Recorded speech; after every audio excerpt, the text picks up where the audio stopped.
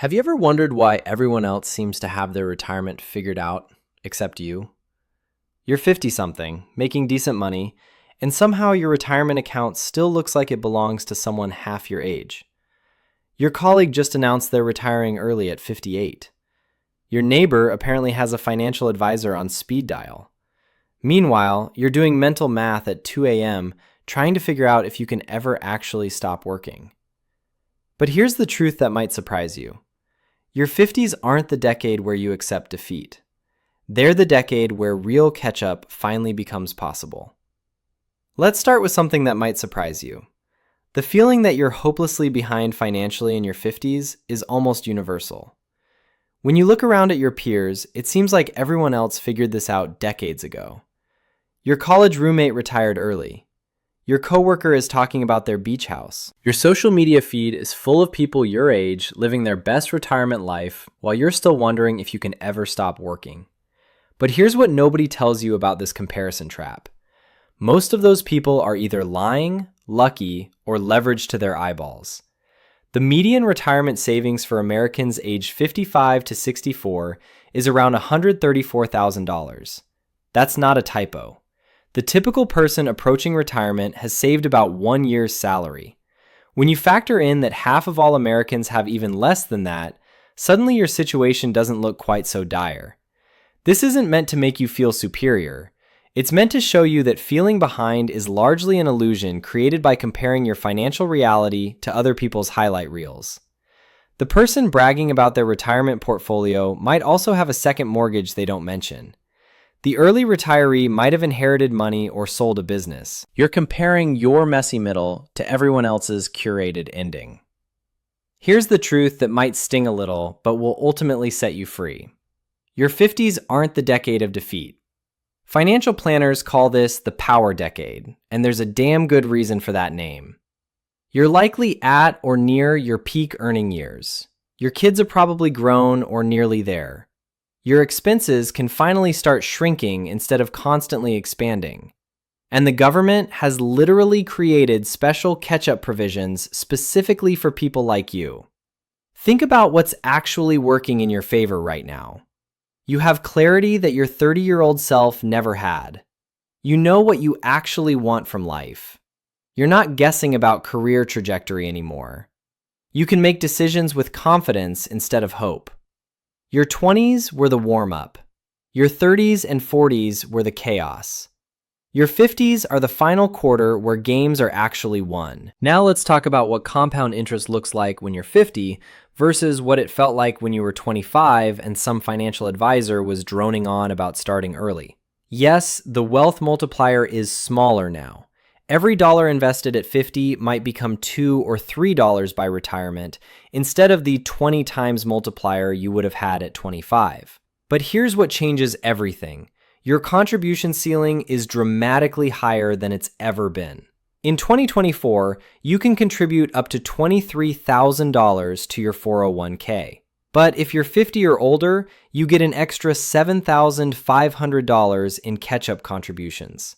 That's $30,500 per year you can shelter from taxes while building wealth. Add an IRA with its own catch-up provisions, and you're looking at over $38,000 per year in tax-advantaged retirement savings. Most people in their 30s couldn't dream of saving that much, even if they wanted to. Let me give you a concrete example because I think you need to see how this actually plays out. Imagine you're 50 years old with $150,000 saved. If you max out your 401k catch-up contributions of $30,500 per year for 15 years and earn a 7% average return, you'll have over $950,000 by age 65. That's starting from what most people would call behind. The math isn't hopeless. The math is actually pretty encouraging once you see the real numbers instead of the scary retirement calculator projections designed to make you panic. The wealth multiplier effect in your 50s works differently than in your 30s, but it still works. You're trading time leverage for contribution leverage. What you lack in years, you make up for in earning power and catch-up provisions. Every year you delay costs more than it would have at 30, but every year you act matters more than you think. So what do you actually do with this information? Here's what actually moves the needle in your 50s. First, max out those catch-up contributions like your future depends on it, because it does. Set up automatic contributions so you never have to think about it. If you can't hit the full $30,500 immediately, increase your contribution by 1% every quarter until you get there. The money you'll miss from your paycheck hurts a lot less than you'd expect because it happens gradually. Second, eliminate high-interest debt with the intensity of someone whose house is on fire. Every dollar you're paying in credit card interest at 20% is a dollar that could be earning 7% in the market. That's a 27% swing. Paying off high-interest debt is essentially a guaranteed investment return, and guaranteed returns are rare. Think of debt elimination as giving yourself a raise that lasts forever. The less you owe, the less you need to have saved. Third, start thinking about the healthcare bridge. There's a gap between when you might want to retire and when Medicare kicks in at 65. If you retire at 62, that's 3 years of expensive private health insurance. This is where health savings accounts become incredibly powerful. An HSA gives you triple tax advantages: deductions going in, tax-free growth, and tax-free withdrawals for medical expenses. Max it out if you have access to one. Your future self dealing with healthcare costs will thank you. Fourth, consider lifestyle right-sizing. This isn't about deprivation, it's about alignment. Every dollar you cut from your monthly expenses is roughly $25 less you need in your retirement portfolio using the 4% rule. Downsize the house if the kids are gone. Question whether you need 2 cars. Look at subscriptions you forgot you were paying for. The goal isn't to live like a monk. The goal is to stop spending money on things that don't actually make your life better. But here's something more important than any individual tactic. Don't let building wealth become so consuming that you forget why you're doing this in the first place.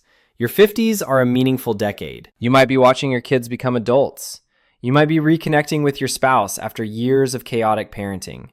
You might finally have time for hobbies and friendships that got neglected. Yes, you should be saving aggressively, but you shouldn't be so focused on retirement that you miss the life happening right now. The goal isn't to die with the most money in the bank. The goal is to have enough money to live the life you actually want to live. This means spending intentionally on things you genuinely value while cutting ruthlessly on things you don't. Maybe travel matters to you, but fancy cars don't. Maybe experiences with family are worth more than a bigger house. The key is knowing the difference. Here's the beautiful irony of feeling behind in your 50s. Most people who eventually retire comfortably felt exactly the same way during this decade. They were convinced they were financial disasters while making decisions that transformed their lives. The difference between people who build wealth and people who don't isn't that wealthy people never felt overwhelmed. It's that they kept making good decisions even when those decisions felt insignificant at the time. Your financial journey in your 50s won't be perfect. You'll have months where you save aggressively and feel like you're finally getting somewhere. Then the roof will need replacing, or you'll want to help your kid with a down payment, or life will throw something unexpected your way. This is normal. Building wealth is a marathon, not a sprint. Progress sometimes looks like moving forward, sometimes sideways, and occasionally backward while you handle whatever life throws at you. The people who successfully build wealth during their 50s understand that it's about consistency over perfection.